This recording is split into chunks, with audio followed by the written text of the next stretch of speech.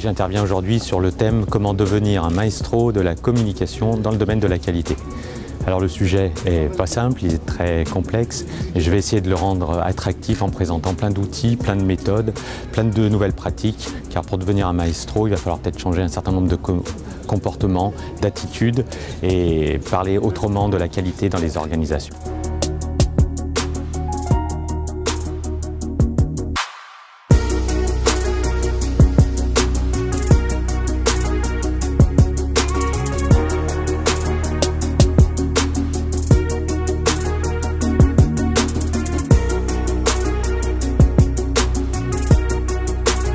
Le sujet traitera de l'impact de la communication dans le secteur de la santé.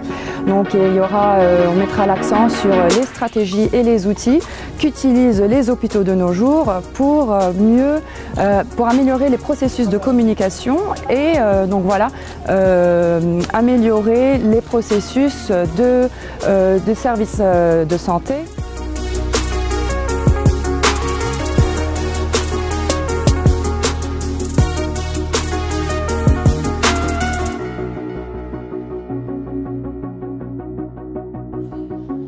En fait, la question qu'on pourrait se poser, c'est comment un outil de la PNL, de la programmation neurolinguistique, pourrait être utile pour un manager dans le contexte de l'entreprise et au niveau de la communication. En fait, la PNL, c'est un outil très pratique qui permet de mieux se connaître, d'être conscient de ses émotions, d'être conscient du stress qu'on peut avoir. Et à partir du moment où on est conscient de ce qu'on dit et comment on le dit, en fait, nous pouvons agir dessus. Nous avons des outils qui nous permettent de comprendre comment fonctionne le cerveau et de manière à l'orienter vers une direction qui est positive, qui est ressourçante pour la personne. Donc c'est un outil qui permet, en fonction de l'objectif qui a été tracé, d'avoir les moyens qui vont permettre d'atteindre cet objectif et de gérer ses émotions, de gérer son stress dans un contexte où parfois il peut y avoir des défis à relever. Quand le manager connaît cet outil, il peut mieux gérer ses émotions et à ce moment-là, à travers la communication, il va pouvoir influencer et orienter les personnes en fonction d'un contexte bien déterminé. Ça peut être utile dans un contexte de management, de communication et également en contexte de cohésion d'équipe.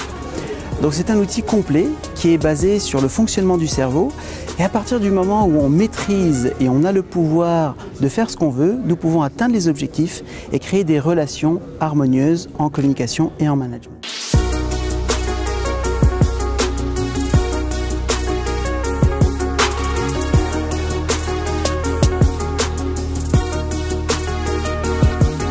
La communication dans les référentiels QSE, donc qualité, santé, environnement. Ces référentiels-là sont normalisés, il y a des normes internationales qui donnent des exigences si on veut mettre en place le système de management intégré et la communication occupe une place très, très importante.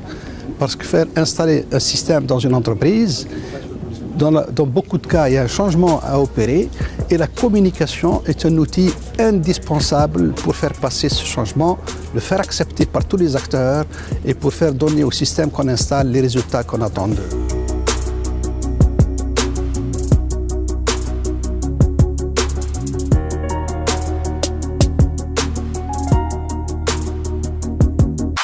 Si nous parlons de communication, ça veut dire c'est une communication interne, externe, de masse, ainsi de suite. La communication interne, on va parler surtout de la communication interne en entreprise. Ses outils, son efficacité, sa performance au niveau des salariés et son efficience.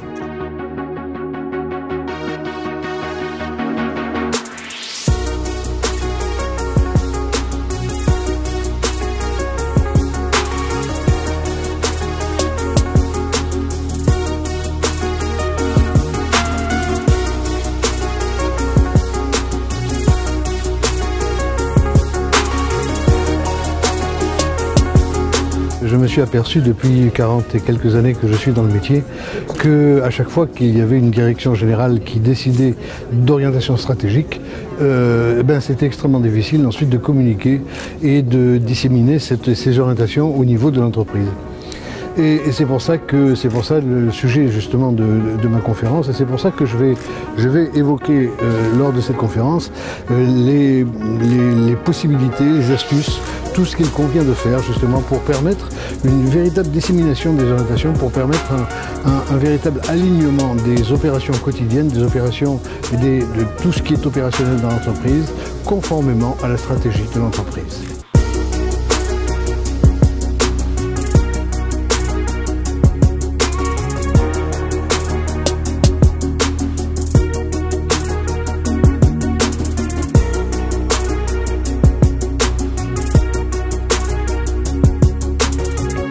Happiness doit révéler un défi majeur. Créer et maintenir l'adhésion des membres de son personnel vis-à-vis de ses objectifs et de ses projets et de susciter un engagement de leur part en faisant place dans l'entreprise à la parole sur le travail et au dialogue. Il faut débattre, communiquer au vrai sens du terme, c'est-à-dire échanger avec des travailleurs qui n'acceptent plus le monologue. Il s'agit donc de repenser sa communication et faire preuve d'imagination et de sens tactique pour assurer une bonne visibilité et développer son attractivité parmi tous ses publics internes et externes.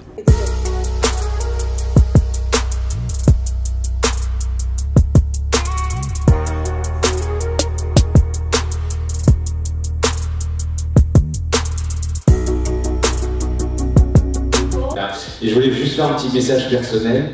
Il faut quand même avoir conscience que des journées qualité comme ceux-ci qui existent en Tunisie, il n'y en a plus beaucoup dans le monde, il n'y en a plus en France, il n'y en a plus dans beaucoup d'endroits.